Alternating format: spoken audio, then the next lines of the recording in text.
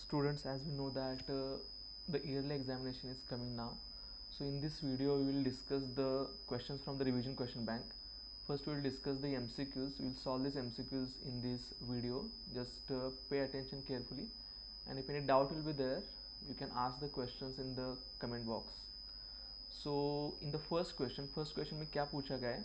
Subtract one polynomial is given there, that is the algebraic expression. So this topic is based on algebraic expression. So we have to subtract this first polynomial from the second polynomial. So always we have to take care that the polynomial which came after the from should be written first. So how to solve this question? First write this polynomial 3q plus 7p square minus 2r cube plus 4. और इसमें polynomial कौन सी subtract करनी है? That first polynomial. We will solve this question by the vertical method. So write there subtraction side in a bigger way. So जो like terms है वो एक दूसरे के नीचे लिखनी है.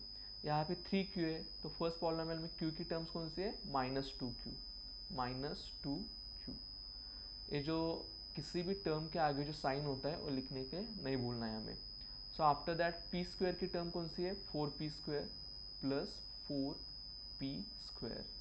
उसके बाद आर क्यूब की टर्म कौन सी है? Plus 7r cube. So plus 7r cube.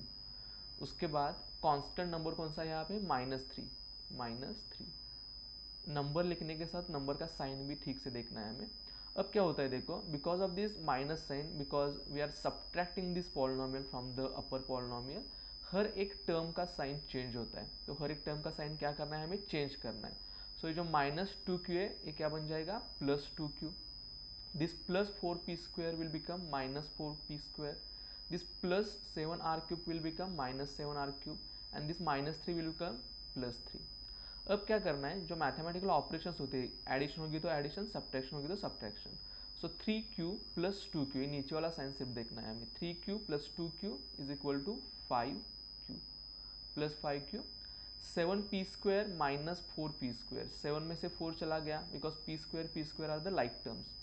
सो plus 3p square. Now -2r cube minus 7r cube, दोनों के भी साइन सेम है लेकिन निगेटिव है.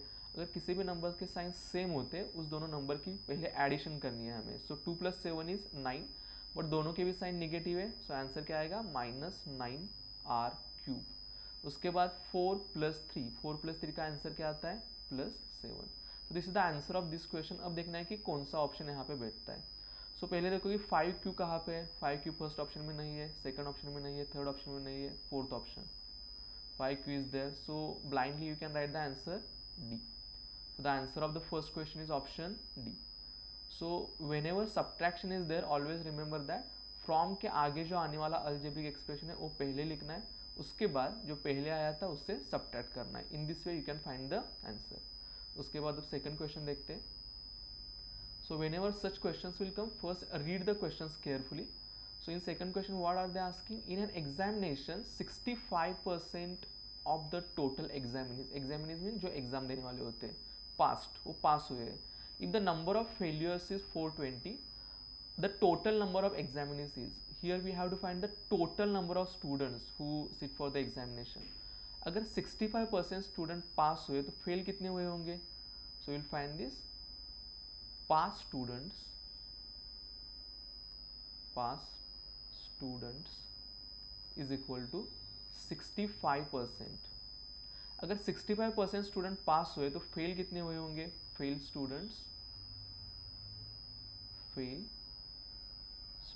इज इक्वल टू 100% मतलब total students minus 65% is equal to 35%. So 65% pass हुए, 35% फेल हुए, और फेलियर का नंबर उन्होंने दिया है. So total number of examiners we have to find. We will consider here let x be the total number of examinees. Therefore अगर failure 35% है और फेलियर कितने स्टूडेंट है ऑलरेडी हमें पता है 420. सो कैसे लिख सकते हैं हम इसे? 35% ऑफ टोटल स्टूडेंट्स कितने हैं, x is equal to 420।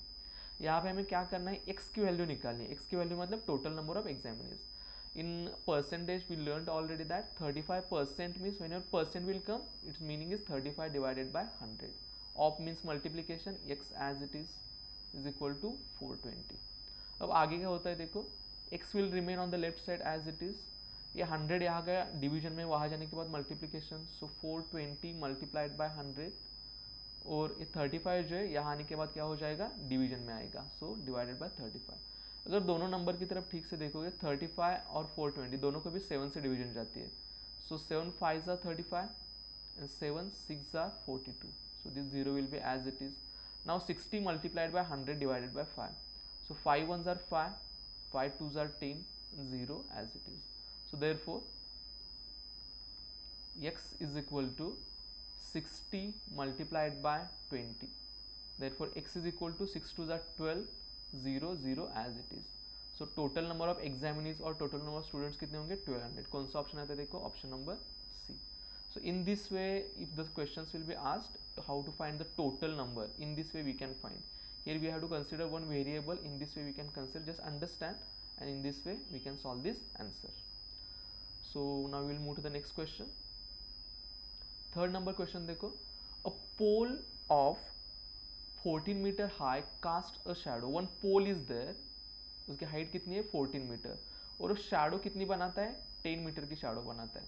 Eight the same time what will be the height of a tree, और दूसरा एक ट्री का एग्जांपल लिया है उन्होंने, the length of whose shadow is 7 metres, length of whose shadow is 7 metres. So this question is based on the direct proportion. कहाँ पे question है, direct proportion. So how to solve this, we know that in direct proportion the ratio is constant. अगर 14 centimetre, whenever this such types of question will come, first prepare one table, एक table बनाना है हमें, उस table में क्या लिखना है देखो, फर्स्ट ओके, यहाँ पे हमें क्या लिखना है, length of the pole, length of the pole, it will denoted by x, next will denoted by y।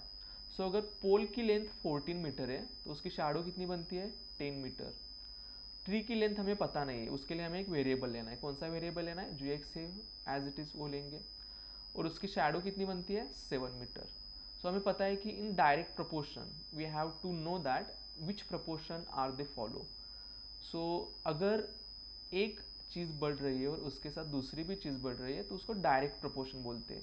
यहाँ अगर पोल की हाइट बढ़ेगी या ट्री की हाइट बढ़ेगी तो ऑब्वियसली उसकी शैडो भी बढ़ेगी। सो कौन सा प्रोपोर्शन है, direct proportion. So here we will write it is direct proportion, direct proportion। therefore direct proportion में constant और same क्या होता है, their ratio, ratio means division, that is 14 divided by 10 is equal to x divided by 7। therefore अब क्या करना है हमें, वेरिएबल की वैल्यू फाइंड करनी है, दैट इज के x की वैल्यू फाइंड करनी है। तो x को छोड़ के बाकी जो सब कुछ होगा वो दूसरी साइड को भेजना है।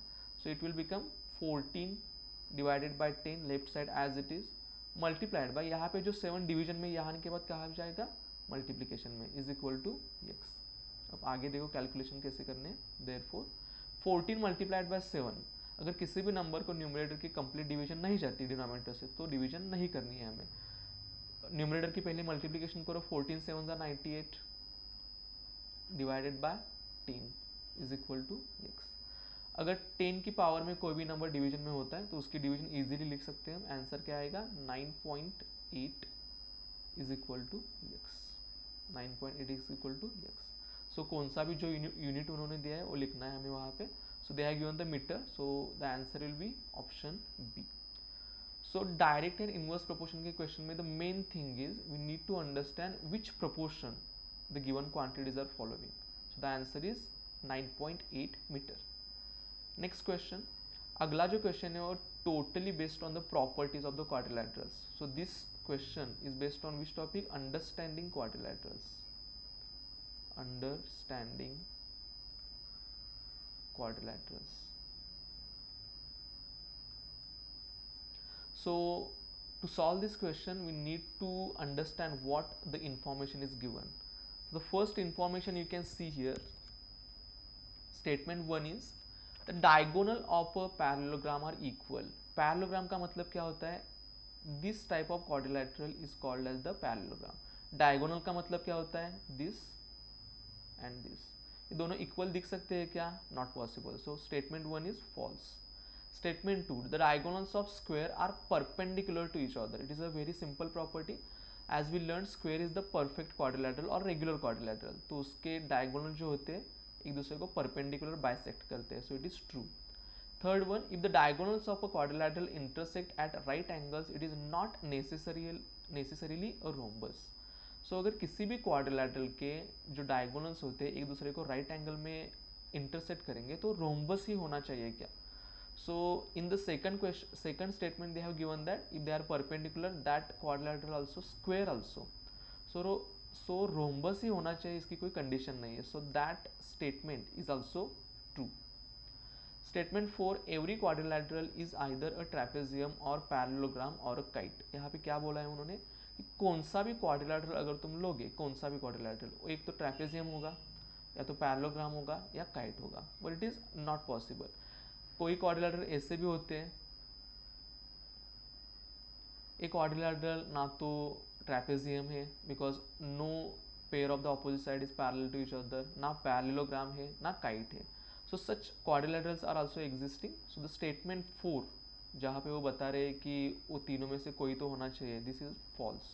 सो अगर देखोगे चारों स्टेटमेंट की तरफ, whenever such questions will come, statements will ask, we have to make the marking there so will understand it better.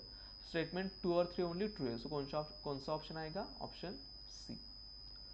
सो अगर कौन सा भी क्वेश्चन आएगा उसमें प्रॉपर्टीज पूछेंगे, we need to know the properties of quadrilaterals properly. It is already given in the text book, we learned also that thing. After that question number 5. So the question number 5, each side of rhombus is 15 centimeter. Understand the question carefully. They have given the length of side and the length of one of its diagonal is 24 centimeter. एक side दी है और एक diagonal दिया है. अगर rhombus का area find करना है तो हमें क्या चाहिए? उसके दोनों भी डायगोनल की लेंथ चाहिए, पर यहाँ पे दोनों भी डायगोनल की लेंथ नहीं दी है. तो कैसे फाइंड करना है हमें? सो whenever such questions will come, we have to draw the diagram. और एक क्वेश्चन एमसीक्यू के लिए ही नहीं बट 2 मार्क्स 3 मार्क्स के लिए भी आ सकता है. So understand carefully. Will draw the diagram here.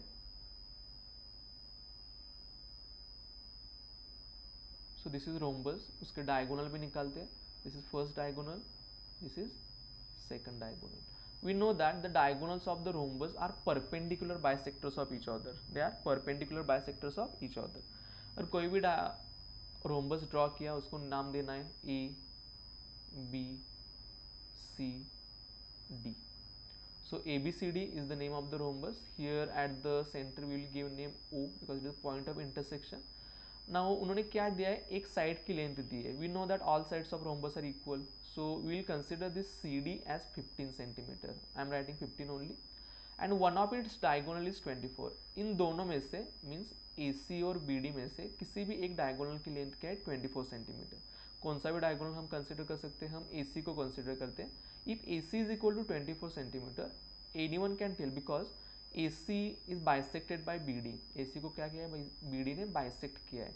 तो OC की लेंथ क्या होगी? 12 सेंटीमीटर. ओके. तो हमें कैसे ढूंढना है? देखो इस क्वेश्चन का आंसर. सो हियर जो ट्रायंगल बनता है, ट्रायंगल DOC, ये कौन सी तरह का ट्रायंगल होगा? राइट एंगल ट्रायंगल, क्योंकि ये परपेंडिकुलर बाइसेक्टर है. और राइट एंगल ट्रायंगल में हमें क्या पता है? Pythagoras theorem. अगर हाइपोटेनस पता है, यहाँ पे हाइपोटेनस कैसे ढूंढना है? राइट एंगल के ऑपोजिट जो साइड होती है उसको हाइपोटेनस बोलते हैं. यहाँ पे राइट एंगल कौन सा है? O. उसके ऑपोजिट साइड कौन सी है? DC. तो DC यहाँ पे क्या है? Diagonal, hypotenuse in right angle triangle. और OC एक साइड है, दूसरी साइड है OD. हमें OD की लेंथ ढूंढनी है. तो क्या करना है? देखो, in right angle triangle DOC by Pythagoras theorem,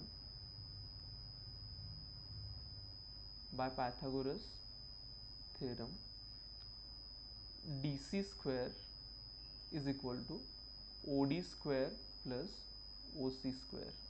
so DC की लेंथ पता है हमें 15, 15 square is equal to OD की लेंथ पता नहीं है तो उसको एज इट इज रखो ओडी स्क्वायर, प्लस ओसी की लेंथ पता है 12 तो उसको एज इट इज राइट करना है। 15 का स्क्वायर कितना आता है 225 is equal to OD square as it is, उसकी लेंथ ढूंढनी है हमें। 12 का स्क्वायर 144, सो देयरफॉर यहाँ का 144 यहाँ आने के बाद सब्ट्रैक्शन हो जाएगा 225 माइनस 144 इज इक्वल टू कितना आएगा आंसर ओ डी स्क्वायर। अगर इनकी सब्ट्रैक्शन करोगे तो you will get answer 81 is equal to O D square. So यहाँ पे ओडी स्क्वायर की लेंथ मिली है, लेकिन हमें लेंथ किसकी चाहिए ओडी की। So whenever such things will come in the Pythagoras theorem, हमें दोनों साइड का स्क्वायर रूट लेना है। क्या लेना है स्क्वायर रूट। सो 81 का स्क्वायर रूट कितना आता है 9 और ओडी स्क्वायर का स्क्वायर रूट ओडी आता है। सो ओडी की लेंथ कितनी मिली है हमें 9 सेंटीमीटर।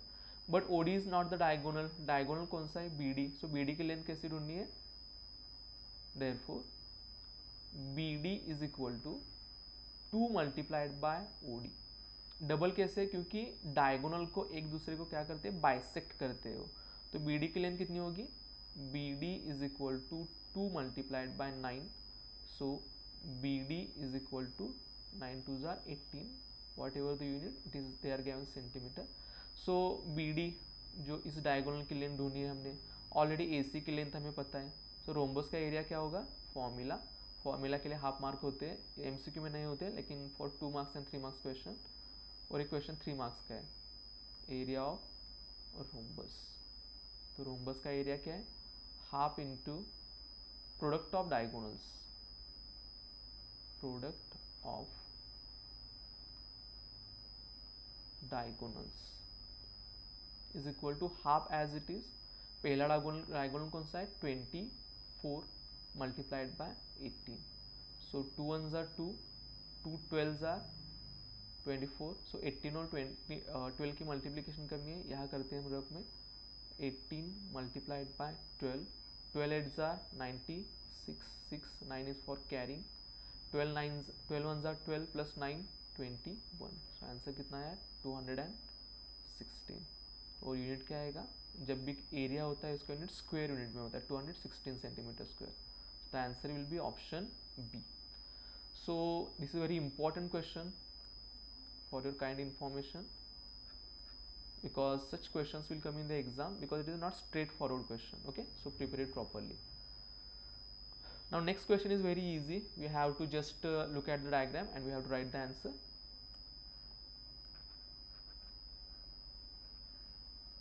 So next question में क्या दिया है देखो उन्होंने, the area of the given polygon can be calculated by dividing it into, हमें पता है कि इरेगुलर पॉलीगॉन है, इरेगुलर पॉलीगॉन का एरिया कैसे फाइंड करते हैं, उसको हम नॉन टाइप के पॉलीगॉन्स में डिवाइड करते हैं और उसका एरिया फाइंड करते हैं। सो ऑप्शंस क्या क्या दिए हैं उन्होंने, first option is a triangle and a trapezium. A triangle means only one triangle, a trapezium means only one trapezium. So यहाँ पे अगर ट्रायंगल में कन्वर्ट कर दिया, दो ट्रायंगल कन्वर्ट होते हैं यहाँ पे, सो first will not true. Second, two triangles and a square, these are the two triangles, but this figure is not looking like a square, square जैसे नहीं दिखता है, रेक्टेंगल जैसे दिखता है, तो ये ऑप्शन भी क्या हो गया कैंसिल हो गया। Next, a rectangle and a trapezium, rectangle and a trapezium, देखो अब क्या करते हैं उसे, इसे इरेज कर दिया। सो अगर ये ट्रेपेजियम ड्रॉ कर दिया हमने यहाँ पे, ऊपर वाला क्या है ट्रेपेजियम है, नीचे वाला रेक्टेंगल है, तो ऑप्शन सी क्या हमारा आंसर आने वाला है। सो चौथा भी ऑप्शन देखते हैं, a rectangle and a square, rectangle और स्क्वायर हो सकता है क्या, नहीं, so this option is also cancel.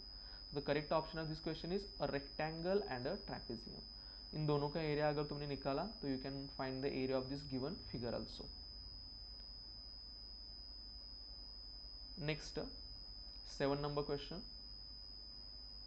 So 7 number question you can see is based on which concept or which topic, a cuboid having, whenever cuboid is coming, which topic is there, surface area and volume. This question is based on the surface area and volume. So what we have to find here, a cuboid have dimensions, cuboid के dimensions दिए उन्होंने, dimension मतलब length, breadth and height, is melted. So whenever melted word will come, understand that we have to think about volume whenever melted word is there. Melted to form a cylinder of radius 4 metre, तो क्या करना है हमें, cuboid को melt करना है और उससे क्या बनाने, सिलेंडर्स बनाने हैं, क्या बनाने, सिलेंडर्स जिनकी रेडियस कितनी होगी 4 metre. So what is the height of cylinder?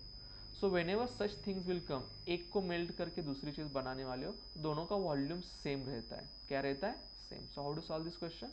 You will write volume of cuboid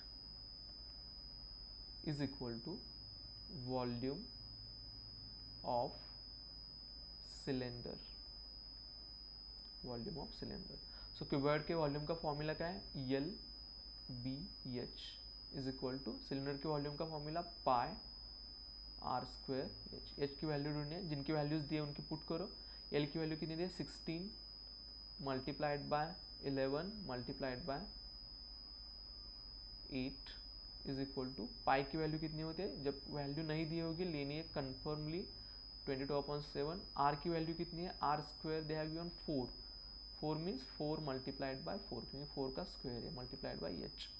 तो वैल्यू ढूंढनी है किसकी? एच की. एच को एक साइड में रखना है, बाकी को दूसरे साइड में लेना है. सो 16 multiplied by 11 multiplied by 8 divided by, देखो यहाँ का यहाँ आने के बाद क्या हो जाएगा? जो डिवीजन में वो मल्टीप्लीकेशन में जाएगा. Multiplied by 7 is equal to H. और यहाँ का जो मल्टीप्लीकेशन में, क्या क्या मल्टीप्लीकेशन में था? 22 multiplied by 4 multiplied by 4. So simple division can, it is very easy. You can see here 4 ones are 4, 4 fours are 16, again 4 ones are 4, 4 ones are 4. So 16 और 4 4 चले गए. Now 11 ones are 11, 11 twos are 22. These are very easy. Next 2 ones are 2, 2 fours are 8, 2 fours are 8. So कौन से number बचे? सिर्फ 4 multiplied by 7 is equal to h. So therefore h is equal to 28. They have not given the unit there in the option, so write directly h is equal to 28. Which option will be there? Option E.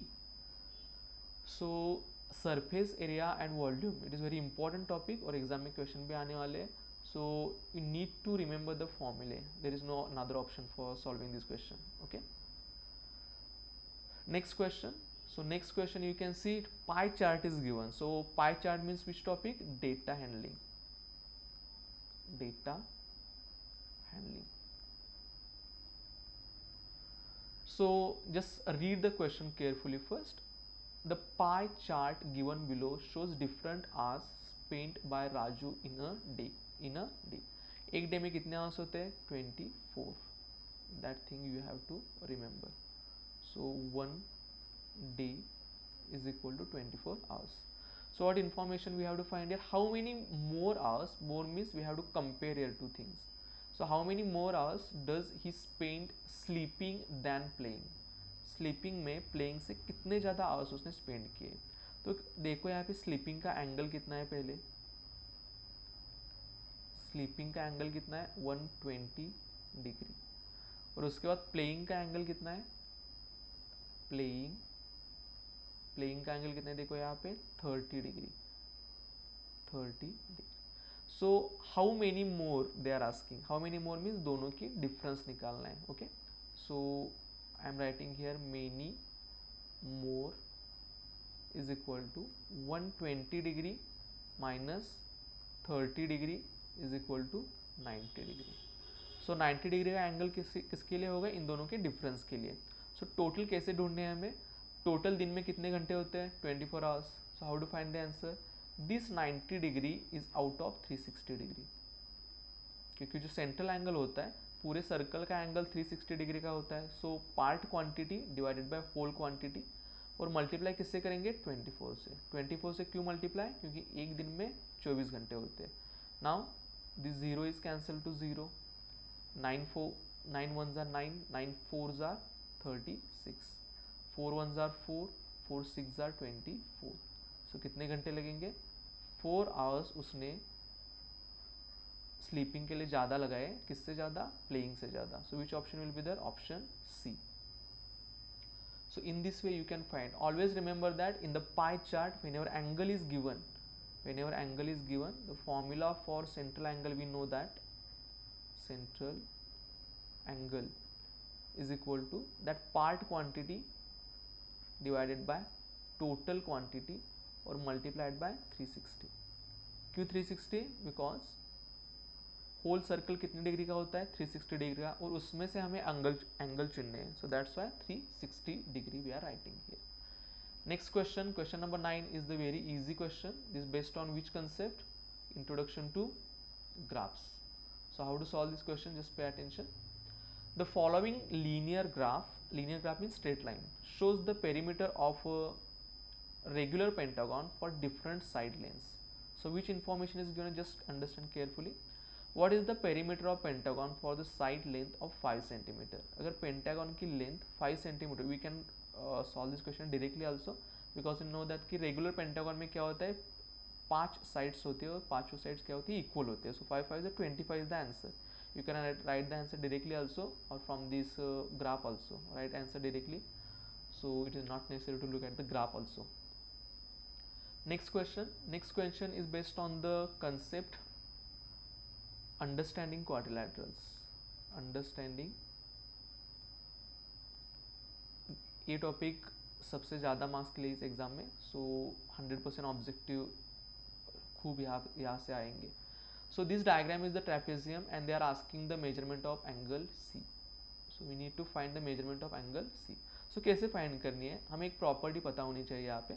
अगर ये trapezium है, already they have given this sign is introducing that these two sides are parallel to each other, so it is a trapezium. तो trapezium में क्या होता है, A angle और A angle, ये दोनों एंगल इंटीरियर एंगल्स है. कौन से एंगल से, इंटीरियर एडजेसेंट एंगल्स.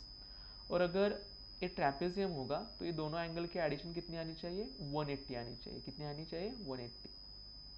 इस एंगल को मैंने x कंसिडर कर दिया. सो x प्लस 65 डिग्री, इन दोनों की एडिशन कितनी आनी चाहिए, 180 डिग्री. सो x की वैल्यू निकालनी है. So x is equal to 180 degree minus 65 degree. So x is equal to 180 में से 65 सब्ट्रैक्ट कर दिया तो आंसर कितना आएगा.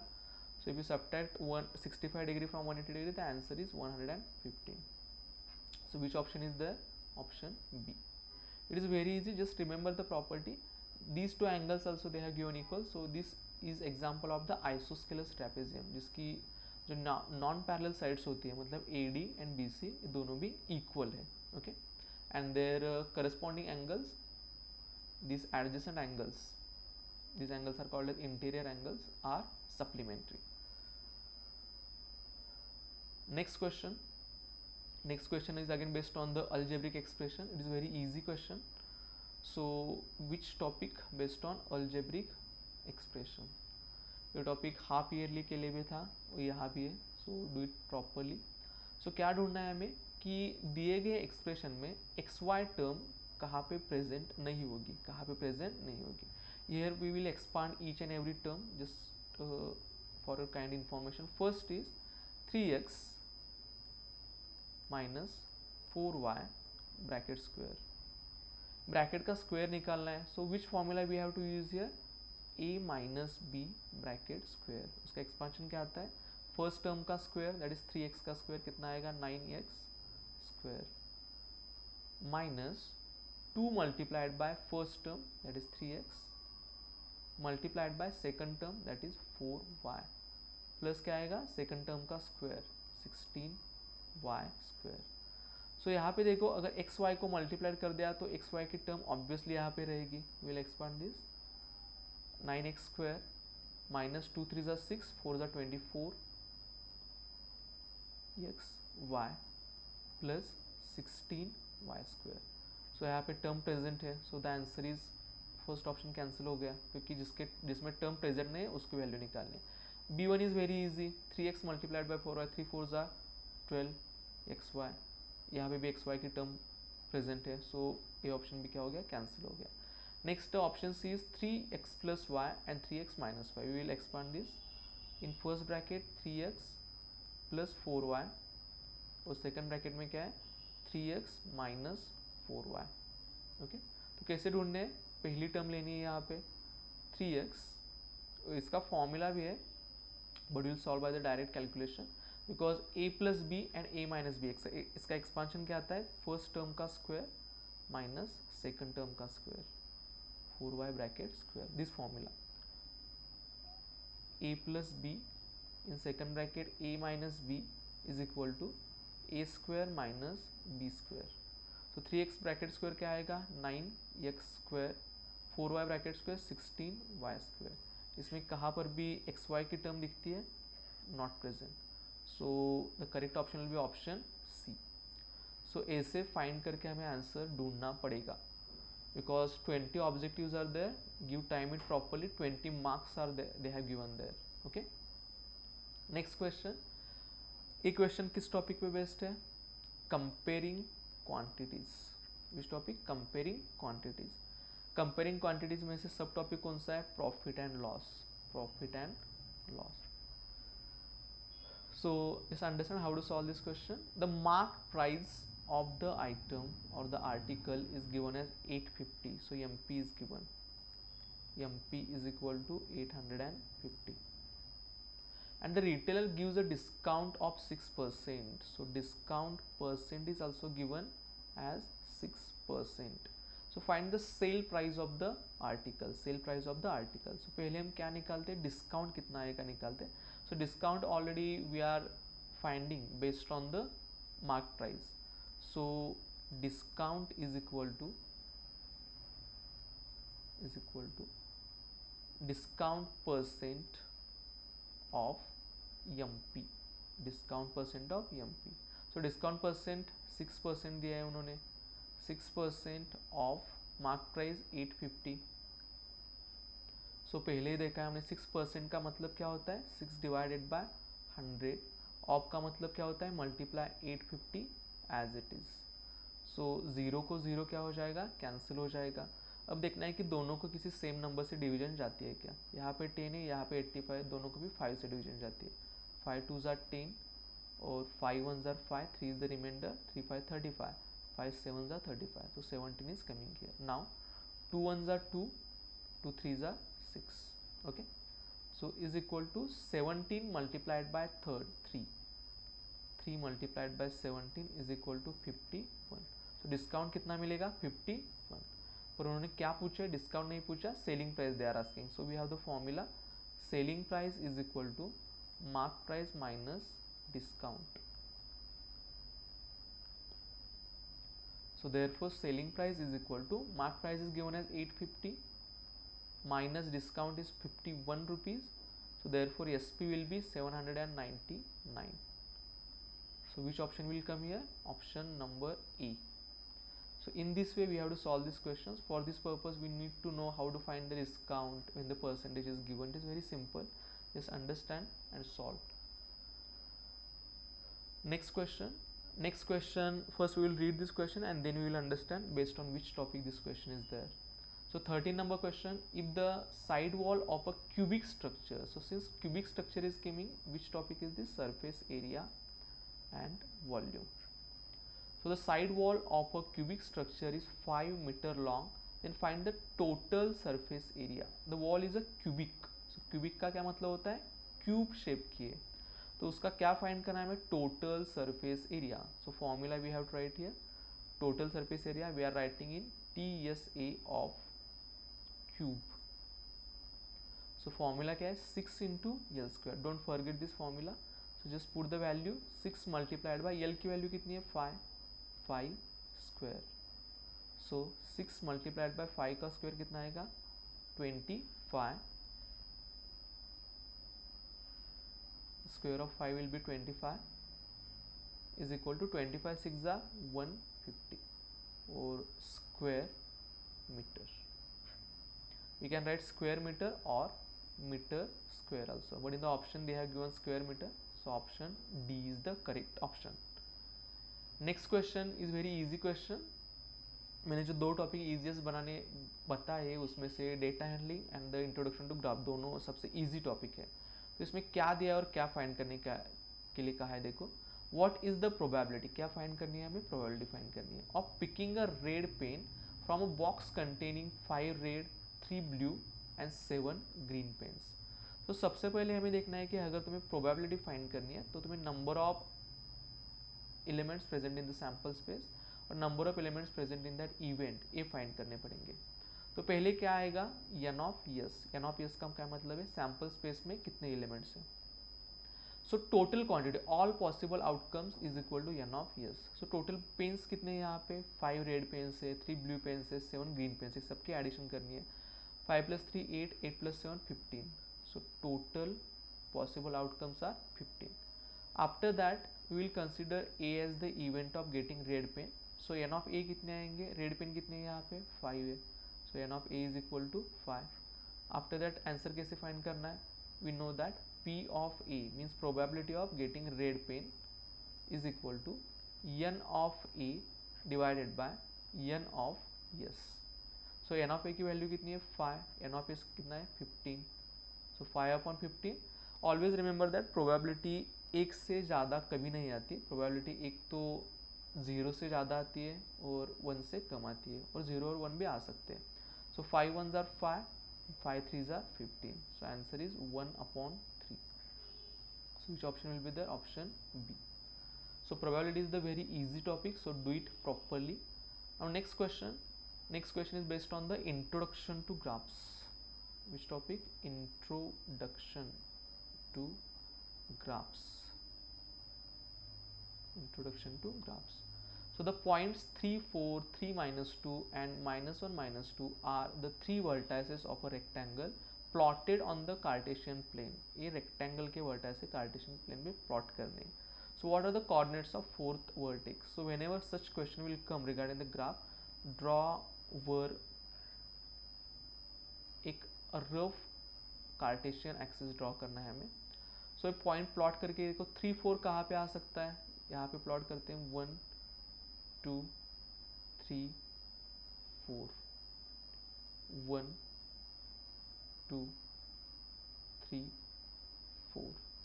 यहाँ पे भी आएगा -1 -2 -3 -4. नीचे भी -1 -2 -3 -4.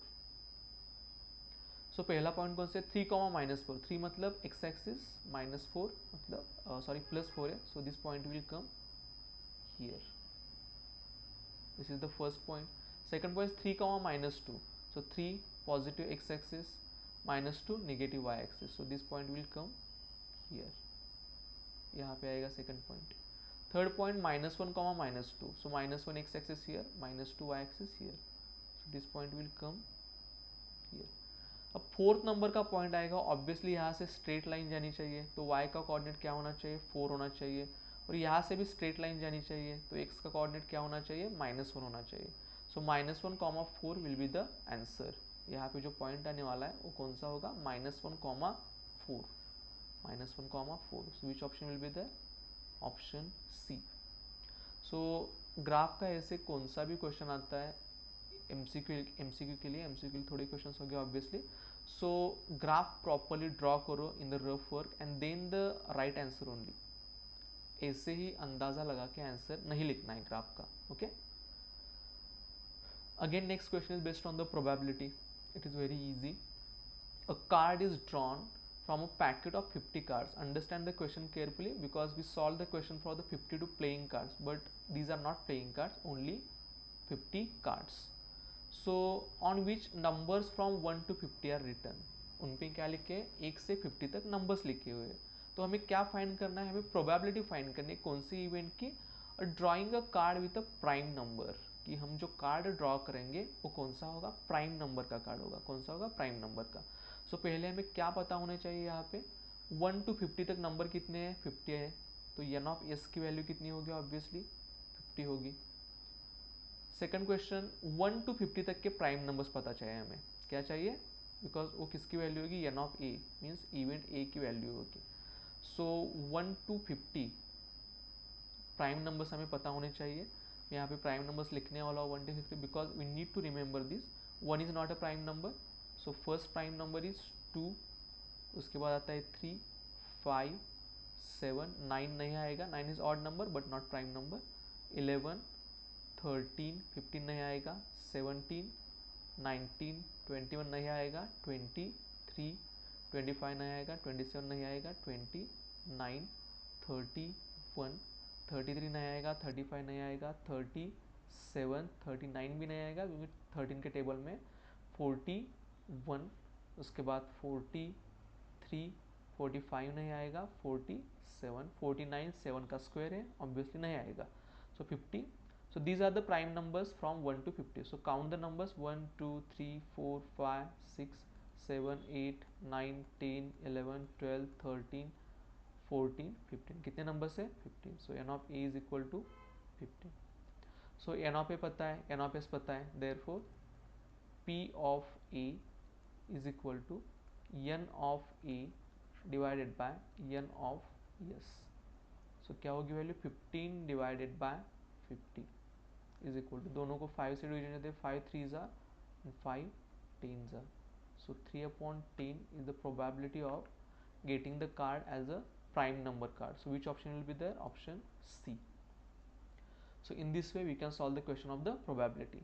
Next question, if 8 men can do a piece of work in 20 days. अगर 8 men होंगे तो काम कितने दिन में कंप्लीट कर सकते हैं? 20 डेज में.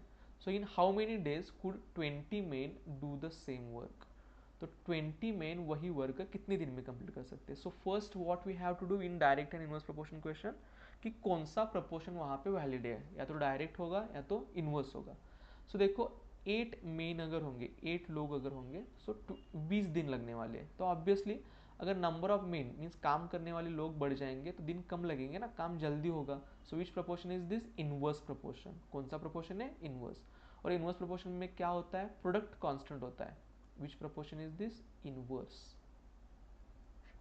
उसमें कांस्टेंट क्या होता है? प्रोडक्ट. प्रोडक्ट क्या होता है? कांस्टेंट. सो देखो यहाँ पे क्या होगा, इन दोनों का product 8 multiplied by 20 is equal to, किनके प्रोडक्ट जैसा आना चाहिए? 20 multiplied by this number of days. We will consider variable है. This is MCQ question, so you can solve by any method. 20 multiplied by x.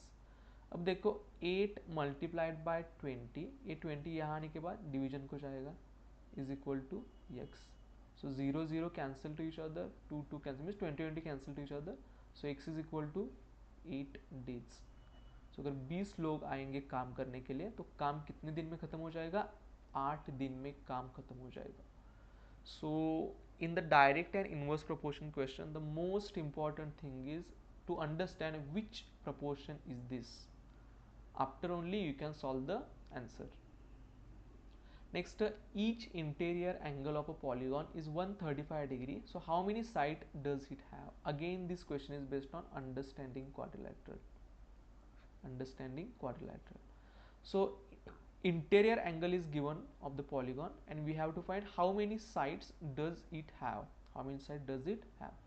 So कैसे करना है? देखो अगर तुम्हें साइड्स पूछिए, अगर तुम्हें साइड्स पूछिए और एक ही इंटीरियर एंगल दिया, अगर सभी की सम दी होती so we will use the different formula. But यहाँ पे अगर एक इंटीरियर एंगल दिया हुआ है तो क्या करना है? देखो पहले हमें एक्सटीरियर एंगल की मेजरमेंट ढूंढनी है. किसके मेजरमेंट ढूंढनी है? Exterior angle. Exterior angle. और हमेशा याद रखना कि एक्सटीरियर एंगल और इंटीरियर एंगल हमेशा लीनियर पेयर में होते हैं. लीनियर पेयर मतलब उन दोनों की एडिशन कितनी आती है? 180 डिग्री. सो अगर दोनों की एडिशन 180 डिग्री आएगी तो एक्सटीरियर एंगल कितने का होगा? 180 degree minus 135 degree is equal to 180 में से 135 सब्ट्रैक्ट हो गए, बचेंगे कितने? यहाँ पे करके देखो. Always do this confirmation, don't write this answer in over smartness. 10 minus 5 is equal to 5. 1 is for the borrowing. 8 minus 4, 4. 1 minus 1, 0. So 45 is the exterior angle. Now we will use the formula. We have the formula, number of sides is equal to 360 degree divided by exterior angle. Exterior angle. सिर्फ एक ही angle दिया है तो हमें ये formula use करना है. So 360 as it is divided by, divide किससे करना है? एक्सटीरियर एंगल कितने डिग्री का है? 45 डिग्री का. ओके. सो 45 को हमें 360 को 45 से डिवाइड करना है. तो देखो दोनों को भी 15 से डिवीजन जाती है. 15 3 जार 45, 15 2 जार 36 इज द रिमाइंडर, 15 4 जार 60. सो 3 1 जार 3, 3 8 जार 24. सो कितनी साइड्स होंगी? 8 साइड्स विल बी देयर. और जिसको 8 साइड्स होती है उसको क्या बोलते हैं, octagon. They are not asked here but this is general information. Octagon कितनी साइड्स होंगी, 8 साइड्स होंगी उस पॉलीगॉन की, जो भी पॉलीगॉन होगा. Next, now 19 number question is there. So which information is given here? A reservoir in the form of a cuboid. So again cuboid means surface area and volume. So a reservoir is in the form of a cuboid, length 8 meter, breadth 6 meter, height 3 meter, means all dimensions they are given. Water flows into it through a pipe at the rate of 60 liter per meter. हर minute में 60 litre water उसमें गिर रही है. So find the time taken by the pipe to fill the reservoir. So reservoir भरने के लिए pipe को कितना टाइम लगेगा, that we have to find. But understand the question कि जो ऑप्शंस दिए वो दिए उन्होंने आवर्स में. किस में दिए, आवर्स में दिए. और रेट जो दिया है वाटर गिरने का वो लीटर पर मिनट में दिया है. सो कैसे फाइंड करेंगे, पहले हमें रिजर्वायर की कैपेसिटी फाइंड करनी है और volume. So first will find volume of reservoir. Volume of reservoir, reservoir cuboid shape है तो वॉल्यूम क्या होगा, L B H. So put the values. 8 multiplied by 6 multiplied by 3. 8 6 are 48, 48 multiplied by 3, we will do a rough work. 48 multiplied by 3, 8 3 are 24, 2 is the carry over, 3 4s are 12 plus 2 14. Okay, so 144 meter cube, it is volume, so unit is meter cube. 144 meter cube is the volume of that container और volume of that reservoir. वो पूरा भरने के लिए 144 metre cube भरना पड़ेगा. पर इसका कन्वर्जन हमें किस में करना है, लीटर में, because here the information is given in the litre. So always remember that this information, 1 metre cube is equal to 1000 litre. 1000 litre. So अगर 1 metre cube is equal to 1000 litre होगा, so यहाँ पे क्या करना है हमें, 144 as it is 3 zeros add करनी है, मतलब 1000 से डिवाइड किया है. So it is now converted to litre. So this is the volume of the reservoir. But उन्होंने क्या पूछा है कि हर मिनट में 60 लीटर पानी गिर रहा है, तो भरने के लिए तो कितना टाइम लगेगा. So here time required is equal to volume divided by rate. Rate मतलब हर मिनट में कितना वाटर गिर रहा है. So volume is 144,000 divided by the rate is given as 60 liter per minute. So 0 is cancelled to 0, 6 ones are 6, 6 twos are 12, 2 is the remainder, 2 4 24, 6 fours are 24, 0 कितने देखो 1 2 1 2. सो time कितना लगने वाला है, 2400 is equal to 2400 minutes.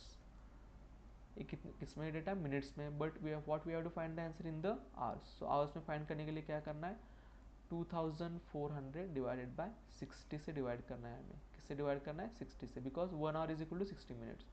0 0 cancel, 6 1 6, 6 4 are, so 40 hours will be the timing required to fill that reservoir at the rate of 60 litre पर minute. हर minute में अगर 60 litre पानी गिरेगा तो कितने घंटे लगेंगे, 40 hours will be required. उसके बाद I think next is the last MCQ and just straightforward MCQ. So understand carefully. It is based on the compound interest. So topic is comparing quantities and concept is compound interest. The compound interest on 4000 means principal is given, rate of interest is given, and time is also given. So we have the formula. They are asking for compound interest, so don't confuse here. First we will find the amount is equal to P in bracket 1 plus R upon 100 bracket raised to n. Now put the values. P की value कितनी है 4000 in bracket 1 plus R की value कितनी है 5%, 5 upon 100 bracket raise to n की value कितनी है 2 years. So is equal to 4000 in bracket 5 ones are 5, 5 20s are 100. इनकी cross multiplication 20 ones are 20 plus 1 21.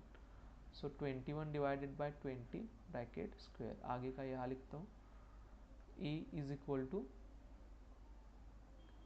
4000 multiplied by, square का मतलब 2 times multiplication, 21 multiplied by 21 divided by 20 multiplied by 20. अब देखो zero cancel होंगी, this zero, 2 zeros are cancel to this 2 zeros. Now 2 ones are 2, 2 20s are 40, these 2 ones are 2, 2 10s are 20. So amount is equal to 10 multiplied by 21 multiplied by 21.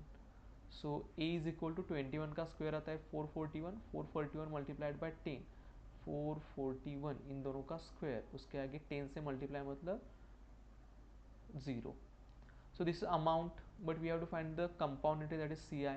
CI is equal to A minus P is equal to 4410 minus 4000 is equal to 410 rupees. So this will be the compound interest. Which option will be there? Option E. So in this way we can solve these MCQs. सो इस video में हमने क्या देखा है कि MCQs कैसे solve करने हैं, बट MCQ सिर्फ आंसर नहीं लिखे हैं, हमने हर क्वेश्चन के लिए सॉल्यूशन प्रॉपरली लिखा है. So understand it carefully, watch this video carefully. Any doubt will be there, just write in the comment, so will discuss afterwards that question. In the next video we will learn the 2 marks and 3 marks and the difficult, not difficult but the hot questions from this worksheet, because it is a more possibility that such types of questions will come in the exam also. So you have to prepare it properly. ठीक से देखो, ठीक से क्या क्या जो यहाँ पे सॉल्व किया है प्रॉपरली देखो. कुछ भी डाउट होगा तो कभी भी पूछो, we will resolve that doubt. Okay, thank you everyone.